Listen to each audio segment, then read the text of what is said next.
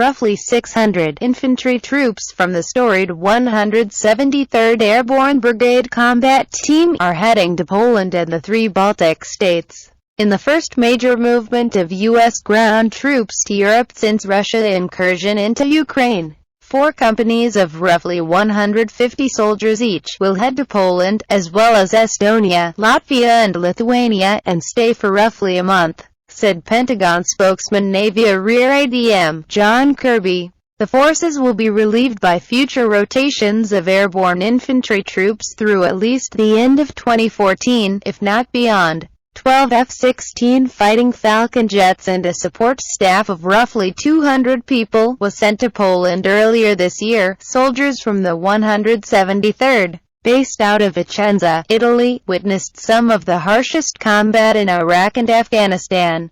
The gritty actions of its 2nd Battalion in the Korengal Valley were documented in the 2010 documentary, Restrepo. They will be engaged in infantry training exercises with troops from the 4 countries, all NATO treaty signatories. According to Kirby, the Pentagon's decision is more than just a gesture to reaffirm solidarity with its NATO allies, Kirby said. Anytime you put troops on the ground, it's more than just symbolism, he said. The U.S. Taylor will also steam into the Black Sea, where the U.S. Donald Cook remains. The Taylor had been there in February during the Winter Olympic Games in Sochi, and had to be retrofitted in a Turkish port after running aground. The Donald Cook made headlines earlier in April when a Russian fighter jet buzzed it. Kirby confirmed there have been no further interaction with Russian forces since. The deployment of the 173rd will be strictly on a bilateral basis with those 4 countries, not through a larger NATO action. Concerns have circulated, including through a report from the Atlantic Council, that some other members of NATO are reticent to get involved militarily in action clearly designed to test the Russian resolve. Air Force Gen. Philip Breedlove, NATO's top general and the commander of U.S. European Command, remains in discussions with other NATO leaders over further plans.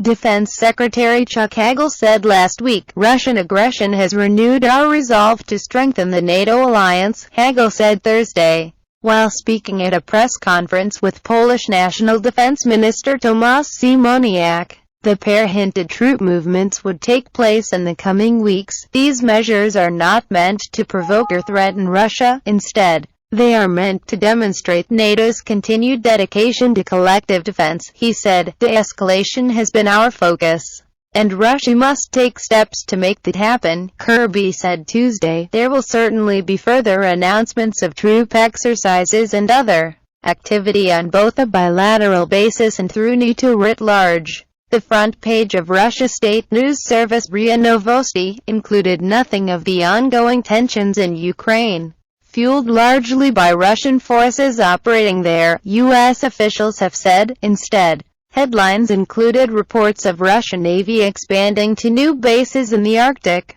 new MiG fighter jets to be stationed in western Russia and new robots to assist in strategic missile defense, Putin said last week, at roughly the same time as Hagel and Siemoniak's announcement that Moscow does not fear any NATO expansion.